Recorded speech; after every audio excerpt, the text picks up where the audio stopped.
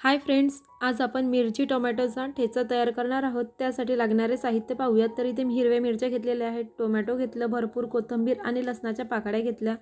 सर्वात अगोदर लोखंडी तव्यावरती मिरच्या छान परतून घ्यायच्या आहेत।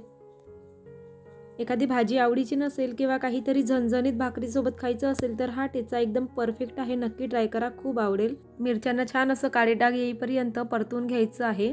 काळे डाग आल्यानंतर ठेच्याची चव चांगली वाटते आणि चरचरीत वाटत नाही। तर पाहू शकता छान काळे डाग पडलेले आहेत। आता आपण यामध्ये लसणाच्या पाकळ्या टाकूयात।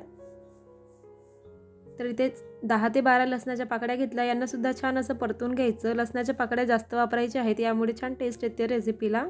आता यामध्ये अर्धा चमचा तेल घालायचं। तेल घालून अर्धा मिनिट परतून घ्यायचं आहे। तेलामध्ये छान परतल्या जातात मिरच्या आणि छान फ्लेवर येतो। आता यामध्ये 1 चमचा भरून जिरे घालायचं। जिरे घालून सुद्धा मस्त परतून घ्यायचं आहे। आता यामध्ये बारीक कट करून घेतलेला टोमॅटो घातलं। मी इथे 3 टोमॅटोचा वापर केलेला आहे। मिरच्या थोड्या कमी वापरल्या कारण खूप तिखट आहेत त्यामुळे।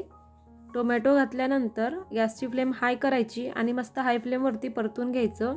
गॅसची फ्लेम जर मीडियम केली तर टोमॅटो सॉफ्ट होऊन ठेचा हा ओलसर होऊ शकतो, ड्राय होत नाही। तर हाय फ्लेमवरतीच मी छान परतून घेते आहे टोमॅटो।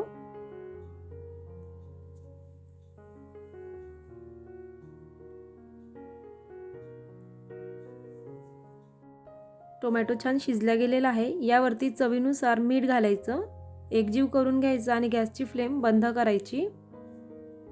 कट करून घेतलेला भरपूर कोथिंबीर वापरायचं आहे, कोथिंबीरमुळे खूप छान टेस्ट येते। आता गरम गरम असतानाच आपण याला बारीक करून घेऊया।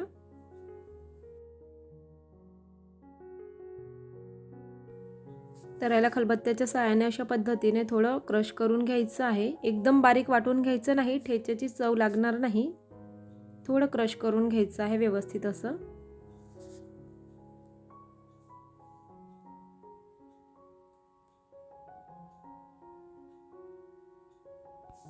तर पाहू शकता छान असं बारीक झालेलं आहे, क्रश झालेलं आपलं वाटण।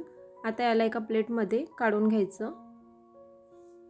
मस्त असा झणझणीत ठेचा तयार झालेला आहे। भाकरीसोबत किंवा चपातीसोबत खाल्लं तरीही मस्त वाटेल, किंवा आवडीची भाजी नसेल तर तोंडी लावायला सुद्धा मस्त वाटेल। ही रेसिपी या पद्धतीने नक्की ट्राय करा, खूप आवडेल। आणि रेसिपी आवडली असेल तर प्लीज व्हिडिओला लाईक आणि चॅनलला सबस्क्राईब करायला बिलकुल विसरू नका। खूप खूप धन्यवाद।